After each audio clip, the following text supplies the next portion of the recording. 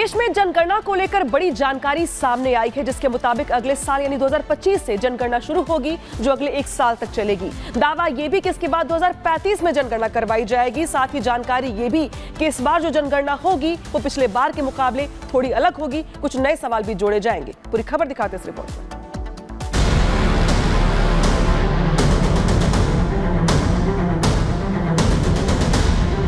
145 करोड़ से ज्यादा आबादी के साथ भारत दुनिया का सबसे ज्यादा जनसंख्या वाला देश बन चुका है। लेकिन ये आंकड़े भारत सरकार ने नहीं जारी किए थे, बल्कि दूसरी संस्थाओं ने किए। कारण यह है कि भारत ने हर साल 10 साल पर कराई जाने वाली जनगणना 13 साल से कराई ही नहीं है। लेकिन अब सरकार ने इस पर कदम बढ़ा दिया है। सूत्रों के मुताबिक देश में अगले साल से जनगणना शुरू हो सकती है। यह प्रक्रिया 2025 से 2026 तक चलेगी। 2026 में आंकड़े प्रकाशित होंगे। इसके बाद लोकसभा सीटों का परिसीमन होगा। परिसीमन प्रक्रिया 2028 तक पूरी हो सकती है। धर्म और वर्ग को ध्यान में रखा जाएगा।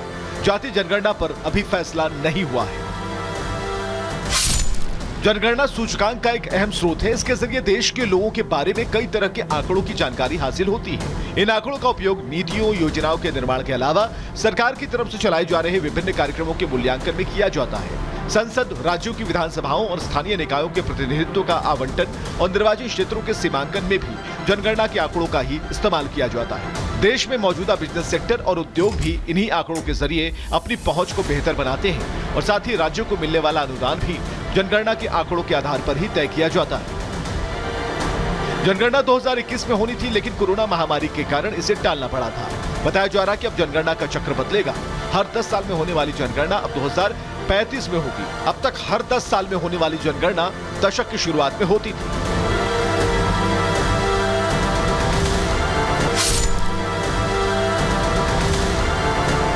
कई विपक्षी दलों की तरफ से जातिगत जनगणना की मांग भी हो रही है, लेकिन सरकार ने अभी इस बारे में फैसला नहीं किया है। जनगणना में धर्म और वर्ग पूछा जाता है। सामान्य, अनुसूचित जाति, अनुसूचित जनजाति की गणना होती है। इस बार लोगों से यह भी पूछा जा सकता है कि वे किस संप्रदाय के अनुयायी हैं। जनगणना पर 12,000 करोड़ रुपए से ज्यादा का खर्च आने की संभावना है।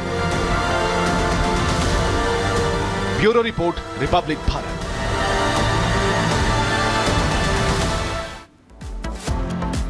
और देश में लगातार डिजिटल अरेस्ट की तमाम केसेस सामने आ रहे हैं और ऐसे में लोग डरे हुए हैं। प्रधानमंत्री ने कई बार इसको लेकर अपनी बात रखी है और एक मामला तो ऐसा है जिसमें 83 लाख रुपयों की ठगी भी कर ली गई। तो देश में बढ़ते हुए इस पूरे नेक्सस को तोड़ने में पूरी टीम लगी हुई है।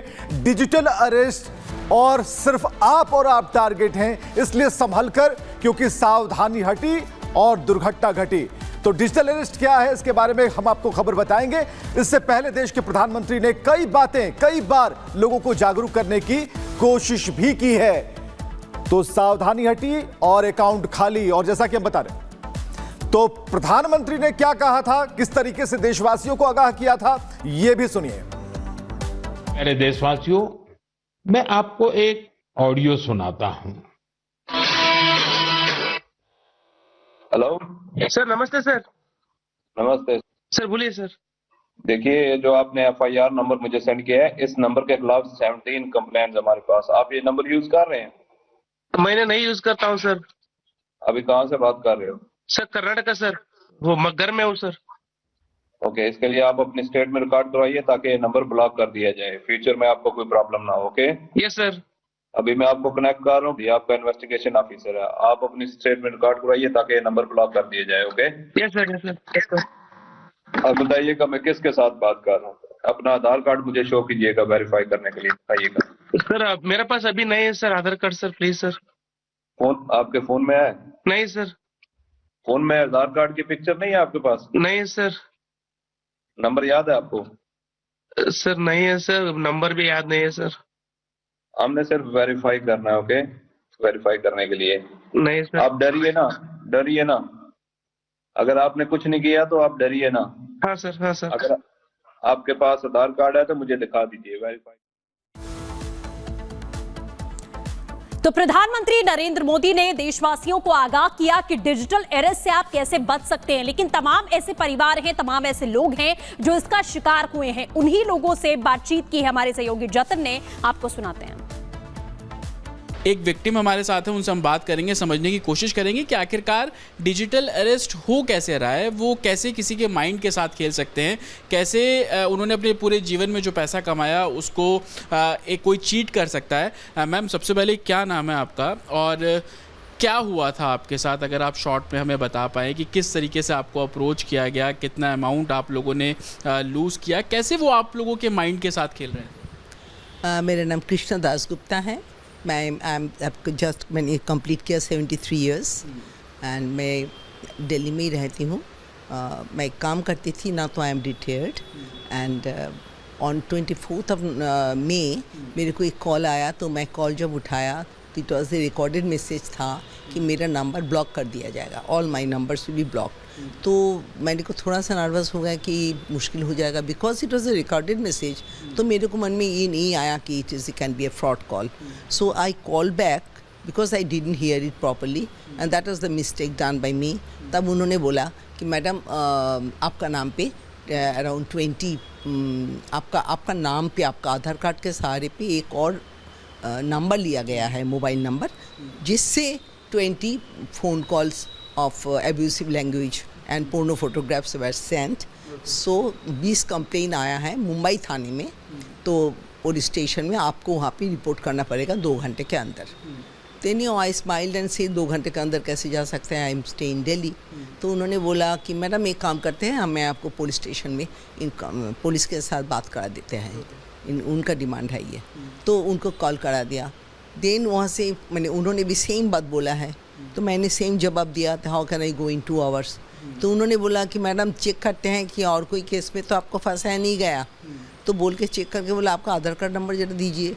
तो क्योंकि मैं अच्छी तरह पुलिस स्टेशन का लोगो आ रहा था एंड दिख रहा था मुझे, पुलिस स्टेशन लिखा हुआ है बड़े बड़े, तो मुझे कोई डाउट नहीं था कि I am not talking to a policeman. ये बात वीडियो कॉल पे हो रही थी? वीडियो कॉल पे हो रही थी, बट वीडियो कॉल पे किसी को चेहरा नहीं दिख रहा था, उन लोग मुझे देख सकते थे, तो इसीलिए मैं थोड़ा कन्फ्यूजन में था।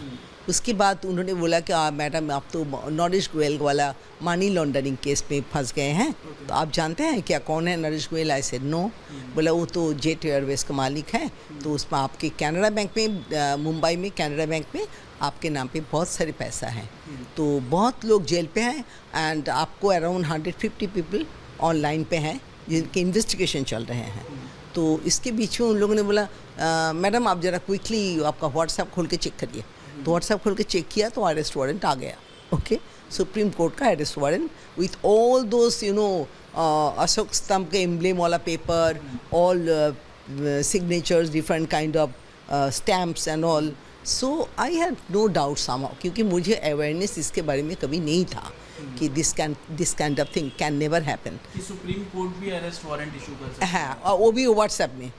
तो मैंने मेरे को बोला कि मैडम तो आपने तो किया नहीं ना, तो आपको देखते हैं, हम कोशिश करते हैं आपको अगर कुछ हेल्प किया जाए तो हम बॉस के पास जाएंगे, तो मैं उनको आपके केस प्रायोरिटाइज करने के लिए बोलेंगे, आप भी बताइएगा सेम चीज़। तब तक चेहरा आपने किसी का नहीं देखा था? सिर्फ मैंने नहीं देखा, लोगो दिख रहा था। एंड देन बोलो ये CBI डिपार्टमेंट है मैडम, इस पर कोई चेहरा, कोई कॉल नहीं आना चाहिए, किसी का आवाज़ नहीं आनी चाहिए। सो घर में कौन कौन है? तो मैंने बोला मेरे साथ एक मेड है। तो बोला आप अंदर जाइए, अंदर कमरे में जाइए। तो मैं अंदर जाके बेडरूम में बैठ गया, एक टेबल लगा के, छोटा सा फोल्डिंग टेबल लगा के। देन बोला कि मैडम बॉस के पास गया, तो I could hear there boss is telling इनको अरेस्ट क्यों नहीं किया अभी तक। तो इन्होंने बोला कि सर वो सीनियर सिटीज़न है, लग रहा है उन्होंने इस केस में वो एंटेंगल नहीं है, तो आप ज़रा इनसे बात करेंगे। तो कहा हाँ मैं बात करेंगे बोल के। Then boss was talking and seeing me very upset. Then the boss is telling madam आप बिल्कुल परेशान नहीं होंगे, हम लोग आपका हेल्प करने के लिए इधर है। ओके, तो आप you are just like my mother, मैं आपको किसी को चेहरा नहीं दिखाते हैं, हम लोग का ऑर्डर नहीं है, बट आपको दिखाएंगे। Then he came in front of camera, you see how they पहले एक शक करता है और दूसरा फिर सांत्वना देने की, भरोसा देने की कोशिश है, एंड ऊपर से वो चेहरा दिखाया। I saw a handsome police officer, young one, तो बोला मेरा नाम कपिल शर्मा है, तो मैं आपका केस हैंडल कर रहा हूँ। अच्छा ओके। इसके बाद तो चल रहा है। दिन बोल आपके पास बैंक में कितना पैसा है, कौन सा बैंक में कितना है पहले बताइए।